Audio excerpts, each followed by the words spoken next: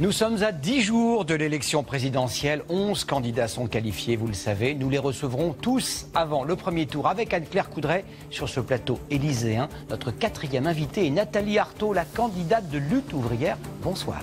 Bonsoir Nathalie Arthaud. Bonsoir. Alors vous le savez, notre première question est la même pour tous nos invités. Vous, présidente, quel serait votre premier geste symbolique? D'abord, je n'imagine pas arriver au pouvoir seule. Si j'arrivais au pouvoir, si mes idées arrivaient au pouvoir, cela signifierait en fait un bouleversement social. Cela voudrait dire que des millions de femmes et hommes ont décidé de se battre et de prendre le sort en main. Alors, donc vous ne seriez pas seule dans ce bureau, c'est ce que vous voulez dire. Et dans ce contexte-là, la mesure symbolique que je proposerais, ce serait de rendre l'Élysée à la population, tout simplement, c'est-à-dire de transformer l'Élysée en salle de réunion, ou en maison des associations. Voilà. Et ça veut dire qu'il y aurait un accès libre, gratuit, bien sûr, à tous et qu'ils pourraient y compris venir voir les réunions des responsables de l'État. Parce que c'est un peu un courant d'air. Vous travailleriez sous le regard ou le contrôle des électeurs et des citoyens. Je pense que ça serait normal. C'est l'open space à l'Élysée un peu. Oui, écoutez, je pense que ce serait normal. Et je crois aussi que toute cette dorure, ce clinquant, ce qu'on appelle les ors de la République, avec les rituels, c'est aussi beaucoup pour impressionner, justement, la population travailleuse. Pour solenniser aussi, sans l'idée de République. Pour solenniser, mais aussi pour faire croire que le pouvoir doit forcément être au-dessus de la population. Et c'est donc plus qu'un symbole, en fait. C'est aussi dire, rendre l'Élysée à la population, c'est aussi dire que le nouveau pouvoir, il s'appuierait sur la population travailleuse pour imposer les mesures que je mets en avant aujourd'hui dans cette campagne. Alors on va revenir sur votre programme. Vous êtes candidate à la présidence pour la deuxième fois et on va voir d'où vous venez et quel est votre parcours avec Christophe Jacubizine. Regardez. Avant de vouloir être présidente de la République, Nathalie Arthaud travaille. Elle est professeure d'économie et de gestion dans un lycée de la région parisienne et continue à assurer pendant la campagne 2 matinées de cours par semaine. Elle apprend à ses élèves les rouages d'un système capitaliste qu'elle combat depuis toujours, peut-être pour faire naître des vocations, comme elle qui à 18 ans adhère à Lutte ouvrière pour lutter contre les injustices, le racisme et les famines dans le monde. Elle décroche un premier mandat de conseillère municipale à Vaux-en-Velin sur une liste du Parti communiste. Mais c'est Arlette Laguiller, dont elle est le porte-parole en 2007, qui la met sur l'orbite présidentielle un an plus tard. En 2012, elle n'obtient que 0,56% des voix, 10 fois moins qu'Arlette Laguiller 10 ans plus tôt. Ce qui importe, c'est que le peuple finisse par descendre dans la rue. S'il faut attendre longtemps, ça ne me dérange pas. Je suis un chaînon, dit-elle. On vient d'entendre Christophe Jacubizine évoquer votre métier, puisque vous n'êtes pas une professionnelle à plein temps de la politique. Vous enseignez à des élèves de terminale en région parisienne. Est-ce que vous arrivez à leur enseigner l'économie, la gestion, ce sont vos matières, en laissant vos convictions politiques à la porte du lycée ? Exactement comme vous, quand vous faites votre métier de journaliste. C'est-à-dire que... Mais nous ne sommes pas militants à côté. Mais vous avez quand même des idées politiques. Vous avez même peut-être, je sais pas, une carte de syndicat. Vous avez et vous allez voter. Donc vous avez aussi vos idées. De la République, Oui, mais vous avez vos idées. Donc vous n'êtes pas neutre non plus. Simplement, je fais mon travail, voilà. Je respecte les programmes, évidemment. Et puis vous savez, quand même, l'enseignement, il a ça... c'est quand même son avantage, c'est aussi de faire réfléchir, de susciter aussi l'esprit critique. Alors, écoutez, moi, avec mon engagement qui est public, oui, je crois que ça attise la curiosité, la réflexion des jeunes. Et je pense que c'est plutôt un atout pour eux. Alors vous êtes l'héritière de Arlette Laguiller, qui a été candidate 6 fois à la présidentielle. Au moment de vous transmettre le flambeau, elle vous a donné quel conseil? Elle m'a dit, quand tu es sur les plateaux de télé, pense à ceux qui regardent derrière leur écran, voilà. Pense aux travailleurs, aux nôtres, aux ouvriers, aux chômeurs, aux retraités et parle-leur. Alors, intéressons-nous à présent assez précisément et très concrètement à votre programme. Voyons à quoi ressemblerait la France en 2022 au terme de votre quinquennat si vous êtes élu. En 2022, dans la France de Nathalie Arthaud, il n'y aurait plus de président de la République. À la tête de l'État, un collège d'élus payé environ 2 000 € par mois et révocable à tout moment. Grâce à la révolution prolétarienne, les ouvriers, les salariés auraient pris le pouvoir dans les entreprises. Ils auraient accès à tous les documents comptables et pourraient s'opposer au licenciement. Si le programme de Nathalie Arthaud était appliqué, chaque Français retraité ou salarié toucherait au minimum 1 800 € net par mois. Dès son arrivée au pouvoir, Nathalie Arthaud promet d'augmenter les salaires et les pensions de 300 € tout en abaissant la durée hebdomadaire du travail à 32 heures par semaine. Pour financer ces dépenses nouvelles, la fiscalité serait modifiée en profondeur. Fini la TVA jugée trop injuste, elle serait remplacée par un impôt sur les profits du capital. Enfin, l'immigration, tous les sans-papiers seraient régularisés et la France, comme le souhaite Nathalie Arthaud, accueillerait les migrants à bras ouverts. Alors on va revenir sur votre mesure phare, l'interdiction des licenciements dans les entreprises qui font des bénéfices, mais aussi dans les autres, celles qui perdent de l'argent. Je pense que le chômage, c'est effectivement le fléau qui mine la société de l'intérieur. Elle pèse évidemment sur ceux qui ont perdu leur emploi, qui sont contraints à l'inactivité, mais elle pèse aussi sur les salariés, à qui finalement on fait planer cette épée de Damoclès en permanence. Et donc je pense que oui, il faut des mesures... il faut prendre ce problème à bras-le-corps. Et la première des choses, c'est d'arrêter l'hémorragie, parce que ça continue les licenciements. Regardez, Whirlpool va fermer son usine, c'est 250 salariés, mais aussi autant d'intérimaires, aussi autant de sous-traitants.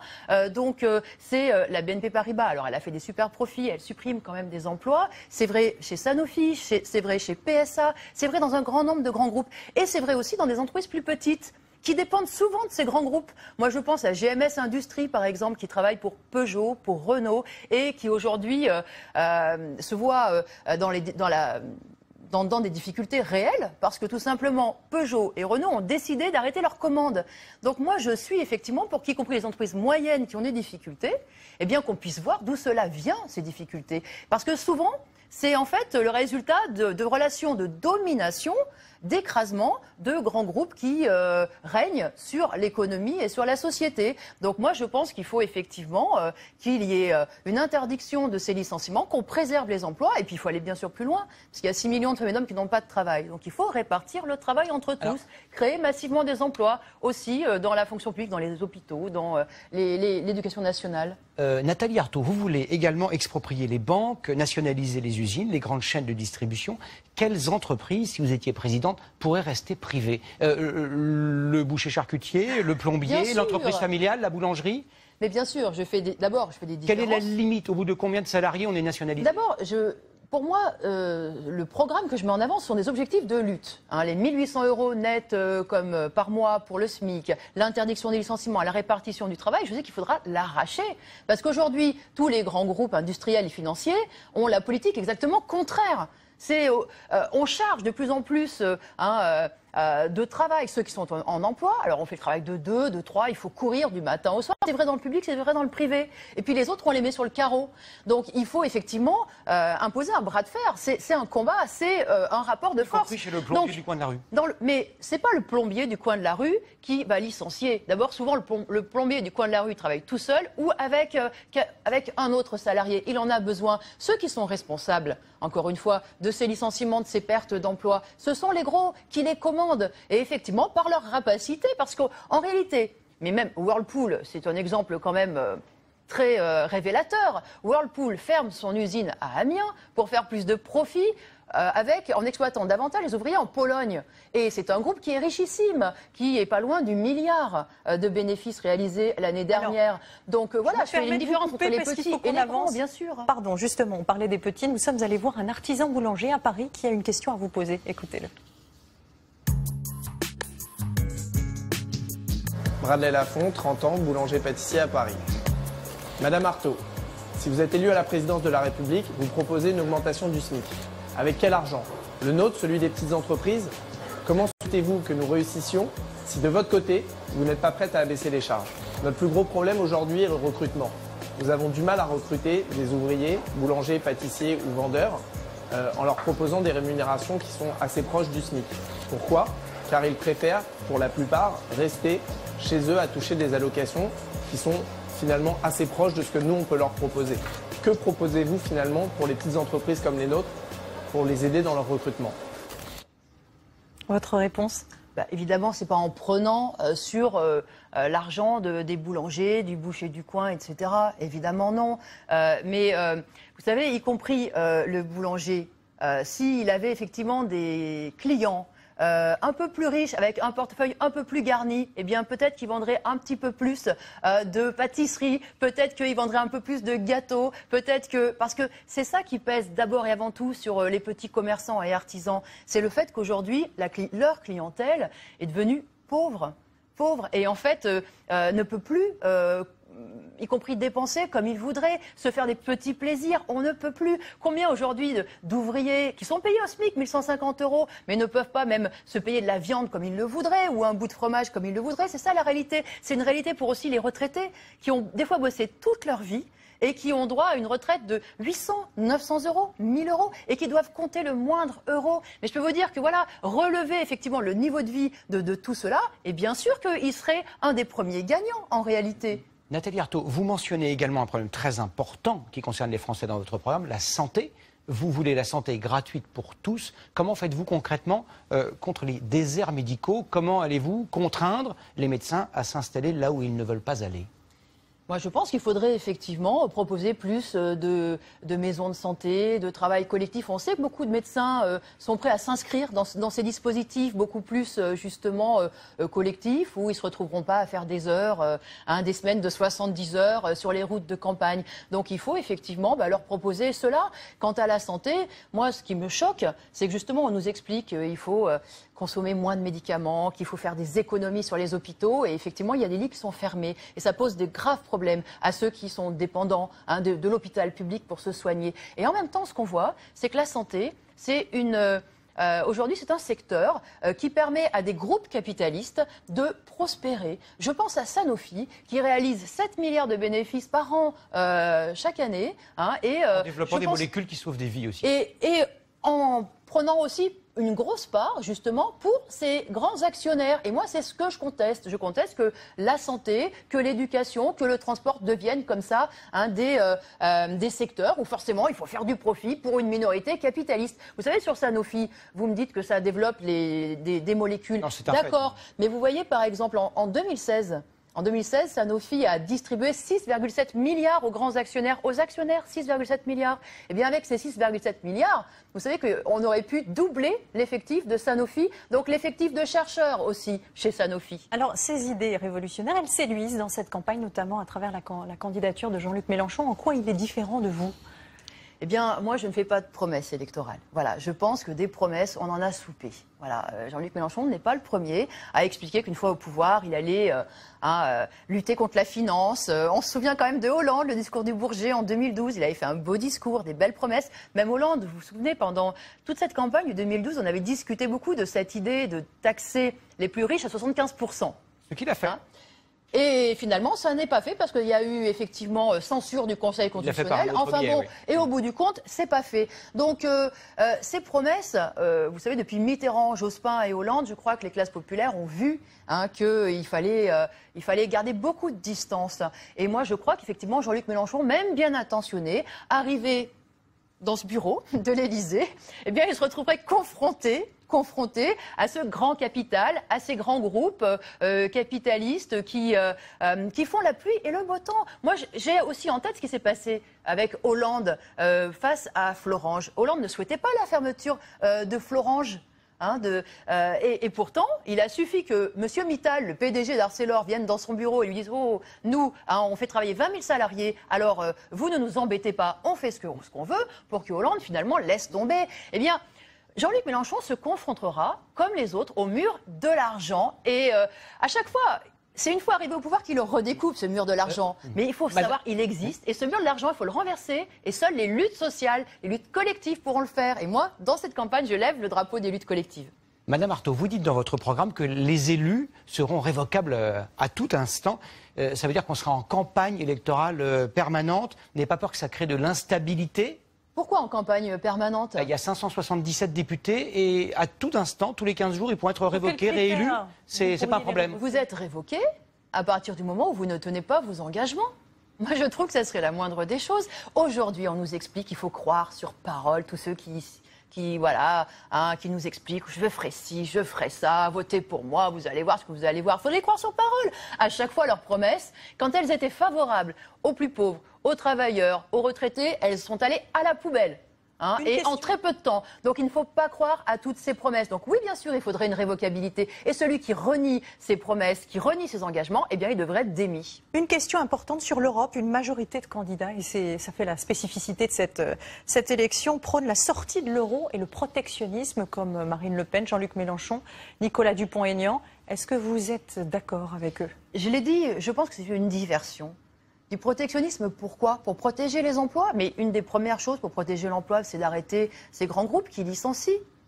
Et je ne les entends pas là-dessus s'engager. Ils ne s'engagent pas là-dessus. C'est beaucoup une diversion. C'est une diversion pour justement qu'on regarde l'Europe et puis pour qu'on ne voit pas finalement qu'on est confronté véritablement à une minorité qui tient entre ses mains vraiment les secteurs les plus importants de l'économie et qui les dirige en fonction de leur intérêt individuel, égoïste, et qui fait qu'effectivement on voit ces fortunes s'accumuler à un pôle. Donc il y a un combat à mener contre ces groupes qui sont insatiables, qui n'en ont jamais assez. J'ai parlé des milliards de Sanofi, on pourrait parler de ceux de la BNP Paribas, on pourrait parler de ceux de PSA qui a explosé ses bénéfices et qui encore aujourd'hui dit aux ouvriers, eh bien non, on ne peut vous accorder que 0,6% d'augmentation de salaire. Alors que c'est des salaires qui sont très bas pour des ouvriers qui travaillent en équipe, qui s'usent la santé sur les chaînes de montage. Donc on est confronté à cela. Alors qu'on ne nous fasse pas croire que l'Europe est responsable de tout ça. C'est des politiques patronales. Madame Arthaud, à ce stade de l'émission et de l'interview, nous voudrions, comme nous le faisons avec chacun de nos invités chaque soir, vous poser des questions qui font débat dans la société française, des questions qui reposent sur des principes assez simples auxquels nous vous invitons à répondre brièvement par oui ou par non. Faut-il légaliser le cannabis, Madame Arthaud? Moi, je suis pour la dépénalisation du cannabis parce que ça ne marche pas. Maintenant, moi, je milite aussi pour que la jeunesse, elle n'ait pas envie comme ça d'essayer de fuir dans des paradis artificiels, que ce soit d'ailleurs le cannabis ou autre, ça peut être l'alcool aussi. Moi, je suis pour qu'elle prenne une part consciente au changement de cette société. Il faut qu'on la change, cette société. Voilà. Est-ce qu'il faut reconnaître le vote blanc? Oui, bien sûr, je pense qu'il faut reconnaître le vote blanc. Moi-même, ça m'est arrivé de voter blanc et ça m'arrivera peut-être demain de voter blanc. Mais là, dans cette campagne, au premier tour, il vaut mieux voter rouge, voter pour le camp des travailleurs. Faut-il aller plus loin sur la question de l'euthanasie et autoriser, légaliser ce qu'on appelle le suicide assisté? Oui, moi je suis favorable à ce qu'on aille plus loin. Il faut bien sûr l'encadrer, il faut être prudent. Bon, on sait qu'il peut y avoir aussi des enjeux financiers, d'héritage, donc il faut être prudent. Mais moi je suis pour le droit de mourir dans la dignité et que effectivement ce soit le choix de la première personne concernée. Est-ce qu'il faut interdire les signes religieux ostentatoires dans la rue, dans l'espace public? Alors je me suis posé la question, qu'est-ce que ça veut dire?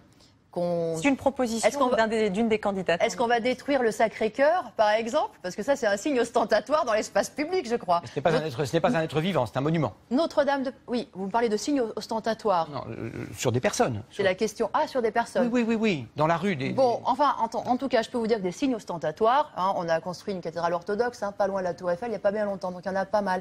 Parce que moi, vous savez, moi, je n'ai d'intérêt dans aucune religion. Voilà, moi, je ne crois pas en Dieu, je crois dans l'humanité, dans ces immenses possibilités, justement, de vivre dignement. Mais je vois très bien que ce genre de débat est instrumentalisé. La laïcité, aujourd'hui, est instrumentalisée, effectivement, pour distiller le poison contre les musulmans, contre les immigrés. Et ça, moi, je ne l'accepte pas.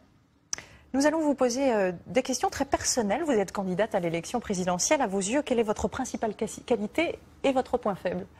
Ma qualité, je pense que c'est d'être engagé. Voilà, d'être engagé du côté de ceux du côté des travailleurs, ceux qui changeront et transformeront la société demain, j'en suis sûre. Et votre point faible? Mon point faible, mon défaut, au quotidien, je suis pas très commode à vivre, voilà. Y a-t-il, Nathalie Arthaud, dans votre panthéon politique, un homme ou une femme qui fasse figure de modèle? Tous ceux qui sont battus. Tous ceux qui sont battus, vous savez, ça peut remonter à Spartacus, on peut passer par la Commune de Paris, Louise Michel, on peut Robespierre, les révolutionnaires de la Révolution française, tous ceux qui se battent, Rosa Parks, la première à s'installer devant, dans le bus, voilà, tous ceux qui se battent, qui se disent, voilà, nous on existe, on a des droits et on se battra pour les imposer. Alors, on ne vous demande pas si vous vivrez à l'Élysée ou ce que vous en ferez, puisque vous avez répondu à cette question. Mais est-ce que, effectivement, vous vivrez aux alentours de l'Élysée ou vous resterez dans votre appartement Moi, si j'avais des responsabilités, effectivement, je continuerais de vivre dans mon appartement en Seine-Saint-Denis. Voilà, je ne changerais rien à ma vie. Et je pense qu'il ne faudrait pas, voilà, un salaire, on l'a dit, salaire moyen. Merci beaucoup Nathalie Arthaud d'avoir accepté notre invitation. Demain, dans ce siège tout à fait présidentiel, nous recevrons Jean-Luc Mélenchon. Excellente soirée à tous. À demain, Claire. Merci, à demain.